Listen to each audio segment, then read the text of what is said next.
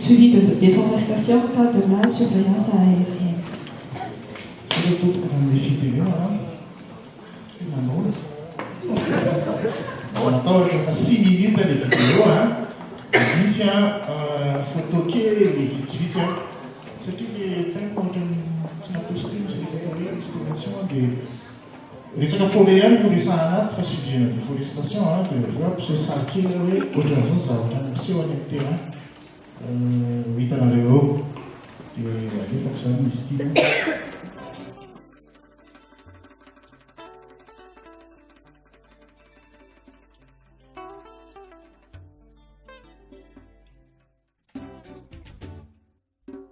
Madagascar est connu pour sa faune et sa flore uniques au monde, comme les lémuriens ou encore les baobabs. Les communautés locales dépendent des forêts pour leurs besoins quotidiens. Afin d'assurer la gestion durable des ressources naturelles, des aires protégées ont été créées un peu partout sur l'île par le système d'aires protégées de Madagascar et divers organismes de conservation en collaboration avec les communautés locales. Mais ces richesses sont menacées par l'agriculture sur brûlis, qui sévit même dans les aires protégées. Cette pratique détruit des milliers d'hectares de forêts à Madagascar et ne permet pourtant généralement de cultiver que durant 2 à 3 années seulement. Ensuite, il ne reste plus qu'une terre désolée. Des alternatives à l'agriculture sur brûlis sont proposées aux communautés dans et autour des aires protégées. Mais, en parallèle, une méthodologie simple, efficace et économique pour assurer le suivi de la déforestation, orienter les patrouilles et sensibiliser les communautés est nécessaire. C'est pour répondre à ce besoin que la méthodologie de photographie aérienne oblique a été développée en 2009 par Aviation sans frontières en partenariat avec le système d'aires protégées de Madagascar, le WWF Madagascar et Madagascar National Parks. Nous allons vous présenter ici ô combien cette méthodologie est simple. L'avion ne nécessite aucun équipement spécialisé et est donc simplement loué à une compagnie aérienne préalablement auditée par Aviation sans frontières. L'avion doit présenter un ou, idéalement, 2 sièges passagers pour transporter 1 à 2 photographes. Tout le matériel nécessaire à la prise de photographie aérienne tient dans un sac à dos. On y trouve un ordinateur, 2 appareils photo équipés de GPS et un GPS pour le pilote. À l'aide de Google Earth, un logiciel gratuit, la route de survol est tracée sur l'ensemble de l'aire protégée à survoler. Elle est composée de transects espacés de 3 km. La route de survol est transférée dans un logiciel de survol, puis dans le GPS du pilote.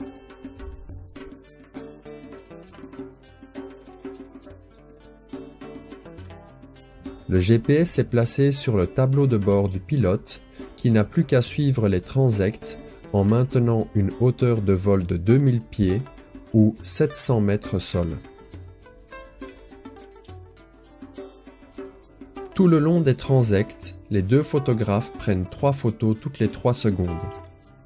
Une première photo montrant l'horizon, une montrant le paysage juste en dessous de l'horizon et une dernière montrant le paysage visible jusqu'à la partie inférieure de la fenêtre de l'avion.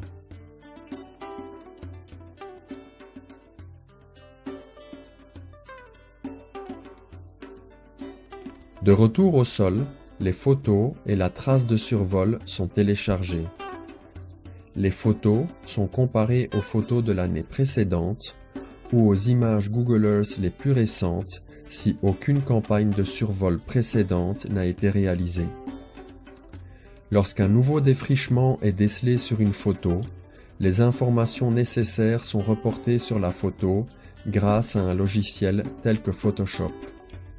À l'aide de la route ou de la trace de survol, Une prise de vue similaire est recherchée dans Google Earth. La photo est disposée à côté de la prise de vue Google Earth et la superficie du défrichement décelée sur cette photo est reportée dans Google Earth visuellement à l'aide des repères présents sur la photo et l'image Google Earth. Ces informations, dont la précision a pu être vérifiée par des dizaines de patrouilles sur le terrain, permettent d'effectuer le suivi interannuel de la déforestation.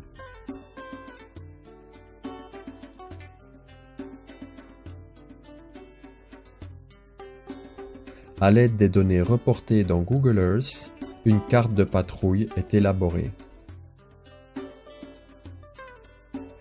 Les photos et les cartes imprimées et plastifiées permettent aux équipes de terrain d'orienter les patrouilles vers les sites défrichés et de sensibiliser les défricheurs.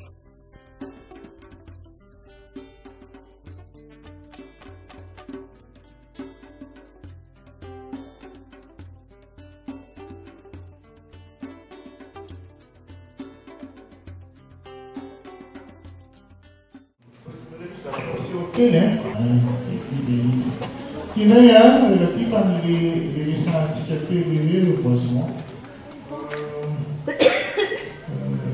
Não tinha pessoa. You are, you the reason I'm from inside you. E ti. Inga sai, inga. E forma do posmo you. Ane mangrove, ane ni. Região mina bio. E a pessoa que não conta recursos, imagem Google Earth, 2016, 2013, 2009, 2003, outra zona nem ganhou. Mas não. E sabe, no comentário, c'est bien no commentaire. Enfin, il y a anticipé que questions évitent que tu as là, tu as ici, tu as essayé. Volevo petraka lolona dia koa tsy lafibe zany manofa avy any etc.